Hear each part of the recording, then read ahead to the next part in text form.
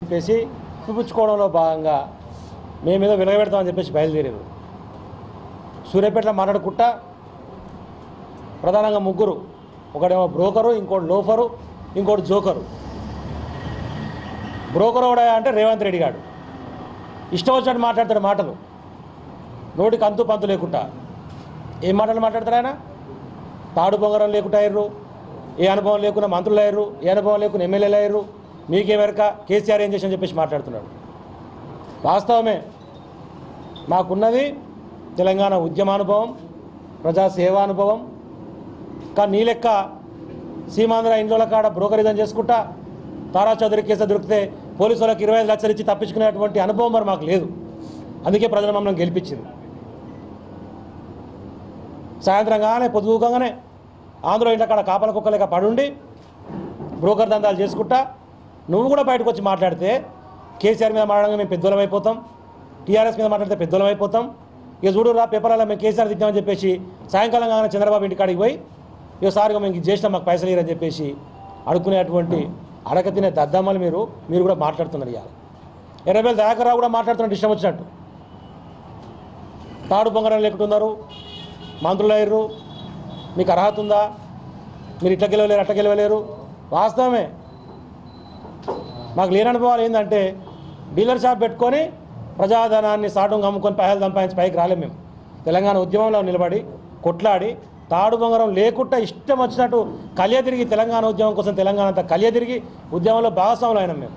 మీకు తాడు బొంగరం ఉంటే ఏది? నువ్వు బొంగరం అయితే నీ తాడు చంద్రబాబు నాయుడు, నీ సీమాంధ్ర పార్టీ తిప్పినట్టు నువ్వు తిరగాలి. కానీ మాకు అవసరం లేదు. మాకు తాడున్నా బొంగరం ఉన్నా మాకు తెలంగాణ ప్రజలే.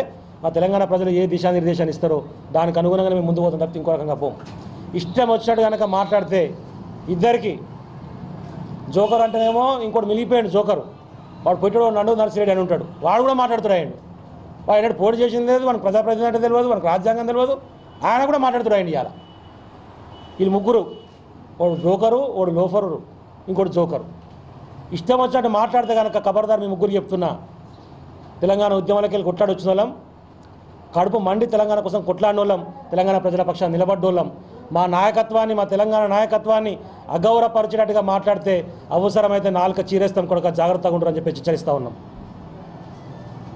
ఎవరు కారకులు అనేటువంటి ప్రజలు అర్థం చేసుకోలేదా? మొన్న కదా ఉప ఎన్నిక జరిగింది మెదక్లా, ప్రజలు తీర్పిచ్చారు కదా. మీరు ఇలాంటి అసత్య ప్రచారాలు చేస్తూ ఉంటే ప్రజలు నమ్మలే కదా. తక్కువ పర్సంటేజ్గా ఓట్లతో నమోదైనప్పటికీ అత్యధిక మెజార్టీ సాధించింది మన మా ఎంపీ. చూడలే, మీ బస్ యాత్ర ఎక్కడ చేయాలి? పోయి నీ ఆంధ్రాలో చేసుకోవాలి బస్ యాత్ర, టీడీపీ బస్ యాత్ర. ఇక్కడ కాదు బస్ యాత్ర చేయాల్సిందో. ఎందుకంటే చంద్రబాబు నాయుడు ఇచ్చినటువంటి మాటలను తప్పుతున్నది అక్కడ. రైతు రుణమాఫీ చేస్తాడు, ఇప్పటివరకు చేయలే. కానీ కేసీఆర్ గారు రైతు రుణమాఫీ చేస్తా అన్నారు. ఆర్బీఐ ఒప్పుకోకపోయినా, సపోర్ట్ చేయకపోయినా ఏ మేరకు అవకాశం దొరికితే ఆ మేరకు తీసుకొని వచ్చి 25% 4,250 కోట్లు రిలీజ్ చేసి చూపించారు. దేశంలోనే ఎవరు చేయని విధంగా ఒకే ఒక క్యాబినెట్లోనే 42 తీర్మానాలు చేసి పడేసారు. కరెంటు కష్టాలు ఉంటాయని చెప్పేసి అబద్ధం మాటలు చెప్పలే. కరెంటు కష్టాలు ఉంటాయి, వాస్తవమే. ఒక 3 సంవత్సరాల వరకు మనకి ఇబ్బందులు ఉంటాయి. కనీసం ఛత్తీస్గఢ్ నుంచి కరెంటు కొంత మనకు పవర్ గ్రిడ్ లేదు. ఆ గ్రిడ్ని ఏర్పాటు చేయాల్సినటువంటి బాధ గత ప్రభుత్వం ఉన్నటువంటి సీఎం చేయాల్సింది, కానీ చేయలేదు. కనీసం దాన్ని ఏర్పాటు చేద్దామని చెప్పేసి మనం పిలుచుకొని మాట్లాడితే కాంట్రాక్టర్తో అత్యాధునికమైనటువంటి టెక్నాలజీ ఉపయోగించుకొని వేసినా కూడా మినిమం సంవత్సరం పడుతుంది సార్ అని వాళ్ళు చెప్పారు. కరెంట్ అంటే మనకు దుకాణంలో కొనుక్కొచ్చుకునేది కాదు, లేకపోతే లారీలకి ట్రాన్స్పోర్ట్ చేసేది కాదు. కంపల్సరీ మరి లైన్ ఉండాలి. రాయచూరు నుంచి కరెంటు కొనుక్కపోతారు చంద్రబాబు నాయుడు ఆంధ్రాకు, అది వయా తెలంగాణ పోతుంది. కానీ తెలంగాణ కరెంట్ ఇవ్వమంటే ఇయ్యాడు. కావాలని చెప్పేసి 7 మండలాలను కలుపుకుంటాడు ఆడ సీలేరుని. కేవలం పవర్ ప్రాజెక్ట్ ఉన్న దాంట్లోకి మనకు వాటా వస్తుంది కాబట్టి ఆ 7 మండలాలను కలుపుకుంటాడు దౌర్జన్యంగా. వాళ్ళ పొత్తు ప్రభుత్వం నడుస్తుంది కాబట్టి, పైన మోడీ ప్రభుత్వం నడుస్తుంది కాబట్టి మేము ఏం చేసినా నడుస్తుందని చెప్పేసి ఇప్పే అన్నయ్య చెప్పారు. బండారాజేంద్ర రెడ్డి గారు కృష్ణపట్నంకి సంబంధించింది ఆ సింక్రనైజ్ అయిపోయింది ప్రాజెక్టు. ఆయన ఫోన్ చేసి కావాలని ఆపించాడు. తెలంగాణ కరెంట్ రావద్దని పీపీఎల్ని రద్దు చేసిండు. మరి నేను మాడుకుంటా నెల్లూరులో మాకు ముందు చూపు ఉన్నది కాబట్టి మేము ముందే అంతా ఆర్గనైజ్ చేసుకున్నాం, మీకు ముందు చూపు లేదని మాట్లాడతాడు. ముందు చూపు ఉన్నది కాబట్టే ఎన్నికల ప్రచారంలోనే చెప్పినాం మేము. ఎవరికైనా ధైర్యం ఉంటుందా? 3 సంవత్సరాలు ఇబ్బంది ఉంటుంది, కరెంట్ ఇవ్వలేకపోతామని చెప్పేటువంటి ధైర్యం కూడా లేదు. కానీ ఇలా బస్ యాత్రను బయటికి వెళ్ళి నేను వచ్చిన బస్ యాత్ర 8 గంటలకు స్టార్ట్ కావాలి. కోయిలగూడెం కాడ 11 గంటల దాకా దిక్కు లేదు.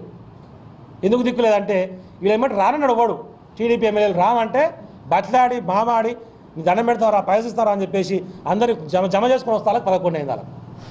అది నిజంగా అని చెప్పానంటే రేవంత్ రెడ్డి ఎర్రబెల్లి దయాకర్ని రాత్రికి రాత్రి నువ్వే కదా సిగ్గు లేకుండా వచ్చి సీఎంని కలిసిపోయింది. ఎర్రబెల్లి దయాకర్ మర్చిపోయినావు అప్పుడే 3 రోజులకే. తెలంగాణ అభివృద్ధి మీతోనే సాధ్యమైంది సార్, మీతో కలిసి పనిచేయాలనుకుంటే సార్ కలిసిపోయింది నువ్వే కదా.